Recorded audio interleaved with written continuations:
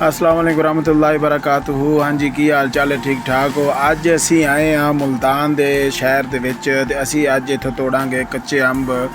कच्चे अंब असी इस वास्ते तोड़ने ने कि उन्हां दा बनाना असी अचार ते आप भी खाना है ते रिश्तेदारां नूं भी खवाना है।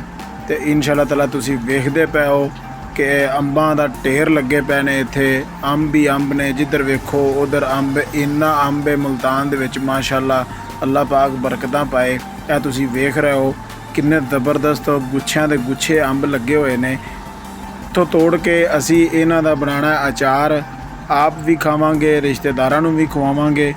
ਤੇ ਬਾਗ ਮਾਸ਼ਾਅੱਲਾ ਇੱਥੇ ਤੁਸੀਂ ਚੈੱਕ ਕਰ ਸਕਦੇ ਜੇ। ਬਾਗ ਵੇਖੋ ਤੁਸੀਂ ਕਿ ਇੰਨੇ ਜ਼ਬਰਦਸਤ ਬਾਗ ਨੇ, ਇੰਨੇ ਜ਼ਿਆਦਾ ਬਾਗ ਨੇ ਕਿ ਤੁਹਾਡੀ ਇਹ ਸੋਚ ਹੋ ਸਕਦੀ ਹੈ। ਤੇ ਅੰਬ ਤੁਸੀਂ ਵੇਖ ਲਵੋ, ਇੱਕ ਪੌਦੇ ਦੇ ਨਾਲ, ਇੱਕ ਦਰਖਤ ਦੇ ਨਾਲ ਮਾਸ਼ਾਅੱਲਾ ਇੰਨੇ ਜ਼ਿਆਦਾ ਅੰਬ ਲੱਗੇ ਨੇ, ਮਨਾਂ ਦੇ ਹਿਸਾਬ ਨਾਲ ਅੰਬ ਲੱਗੇ ਨੇ।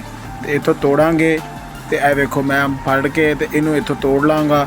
ਤੋੜਨ ਤੋਂ ਬਾਅਦ ਇਹ ਵੇਖੋ ਤੁਸੀਂ ਮਾਸ਼ਾਅੱਲਾ ਭਰਿਆ ਪਿਆ ਮੁਲਤਾਨ ਅੰਬਾਂ ਦੇ ਨਾਲ।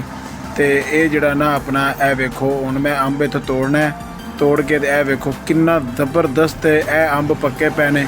ਇਹ ਬਾਲਟੀਆਂ 'ਚ ਉਹਨਾਂ ਪੈਕ ਕਰਨੇ ਨੇ, ਇਹਨਾਂ ਨੂੰ ਜੋ ਵੀ ਕੈਮੀਕਲ ਵਗੈਰਾ ਲਾਣਾ ਲਾ ਕੇ ਤੇ ਉਹਨਾਂ ਰੱਖਣੇ ਨੇ। ਵੇਖੋ ਕਿੰਨੀ ਜ਼ਿਆਦਾ ਕੁਆਂਟਿਟੀ ਵਿੱਚ ਜਿਹੜਾ ਨਾ ਉਹ ਅੰਬ ਪਏ ਹੋਏ ਨੇ ਇੱਥੇ, ਤੁਸੀਂ ਹੈਰਾਨ ਹੋ ਜਾਓਗੇ।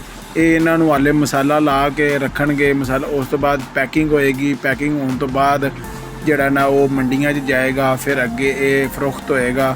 ਤੇ ਇਹ ਵੇਖੋ ਮਾਸ਼ਾਅੱਲਾ, ਇਹ ਵੇਖੋ ਢੇਰਾਂ ਦੇ ਢੇਰ ਲੱਗੇ ਪਏ ਨੇ ਅੰਬ, ਜੋੜ ਕੇ ਉਹਨਾਂ ਇਸ ਤਰ੍ਹਾਂ ਰੱਖੇ ਨੇ ਕਿ ਜਿਸ ਤਰ੍ਹਾਂ ਇਹ ਪਹਾੜ ਹੁੰਦੇ ਨੇ, ਜ਼ਬਰਦਸਤ ਨੇ। ਚੈਨਲ ਨੂੰ ਲਾਈਕ ਕਰ ਦਿਓ, ਸਬਸਕ੍ਰਾਈਬ।